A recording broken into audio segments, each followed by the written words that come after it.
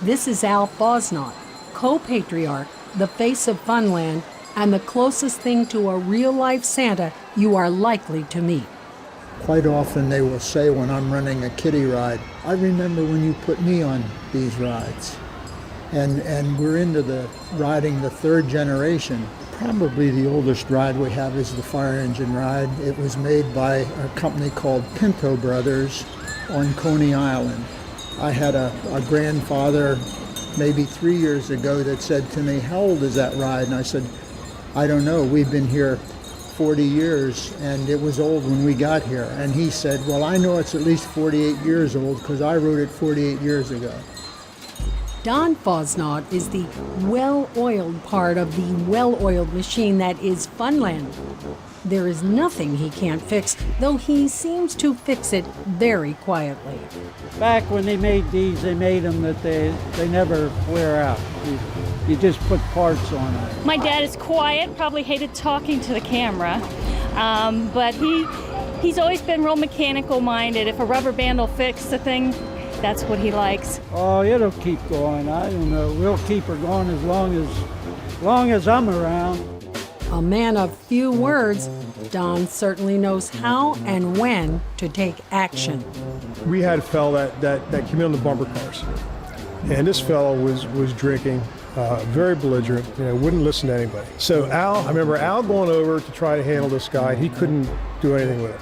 So finally Don went back to where a welding bench was, and he came back with a set of Allen wrenches, and I didn't know what he was doing. And what he did, he climbed up on the car, and he dropped the trolley pole down so it wasn't making contact with the ceiling. And then the rest of the ride was full, and he started to ride. So this guy couldn't go anywhere, and everybody just started letting him have it. They were bouncing him all over the whole ride, and finally he got the message. When the ride was over, he left. But that was funny. I'll never forget that. Don walked in and he knew what to do.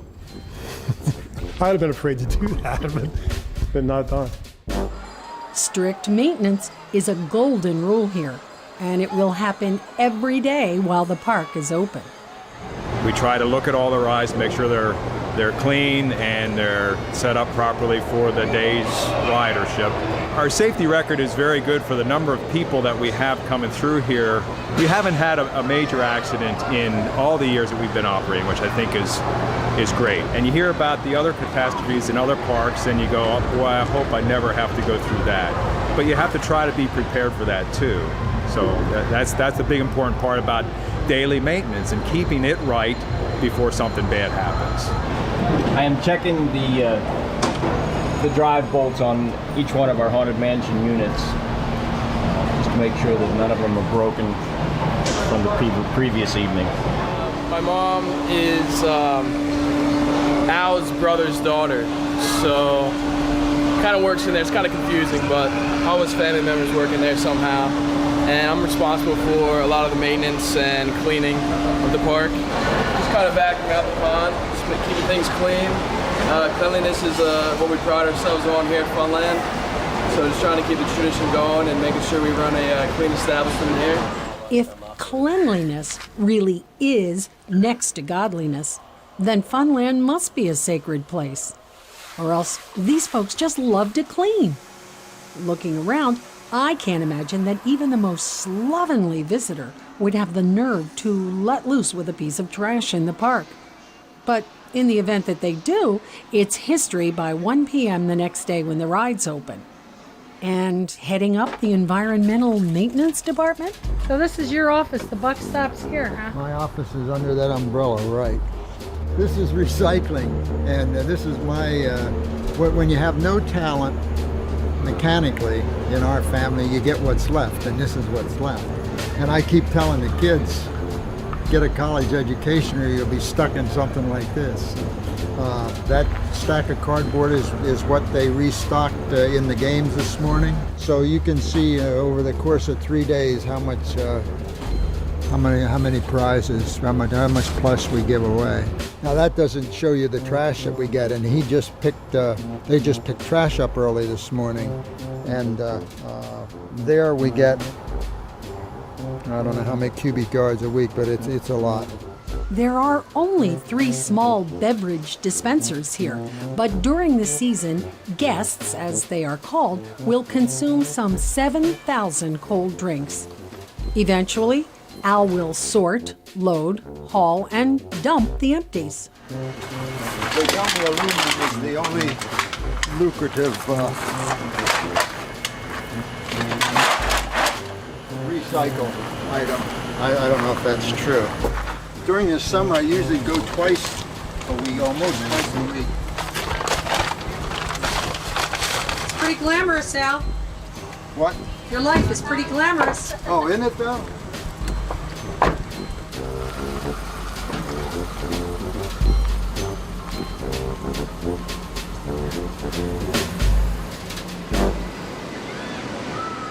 The games at Funland open early, around 10 a.m., and provide a way for bathers to escape the heat, or the cold, depending on which way the wind's blowing. Close to 500,000 plush toys are awarded during the season. Delivery trucks roll into Rehoboth all summer long.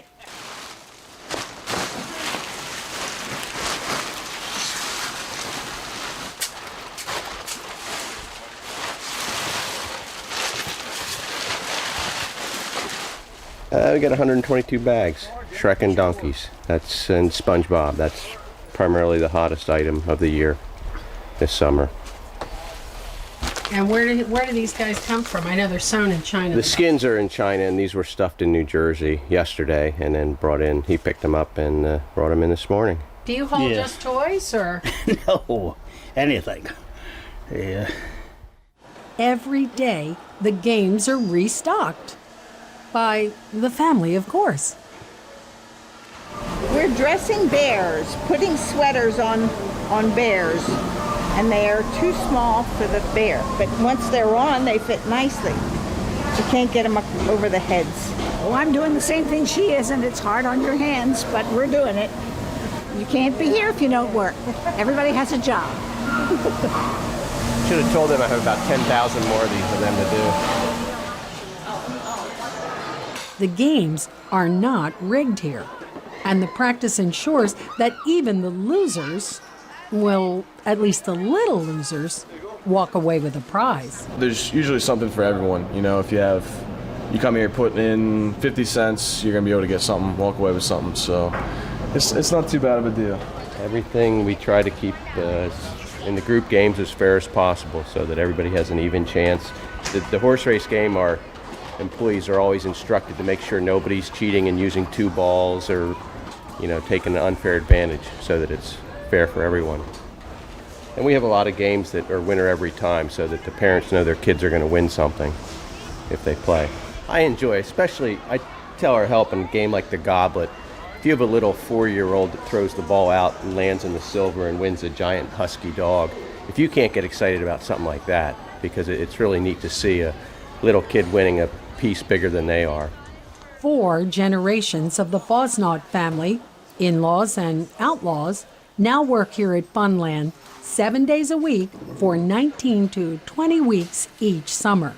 On the job each day, regardless of the weather. That is one big dose of fun. Ordinarily, Memorial Day weekend is very big for us. We would have been busier if the weather had cooperated. The weather's so bad, so we came here for some fun. My favorite was watching her ride the swings. Did you have fun on the swings? Yeah, tell them. Say yay. Paratrooper. Paratrooper. Paratrooper. Chaos. Paratrooper. We'll close earlier tonight than we ordinarily would. You never shut down? No. And you'll run that ride if there's one person? As long as we're making somebody happy, we'll run the ride.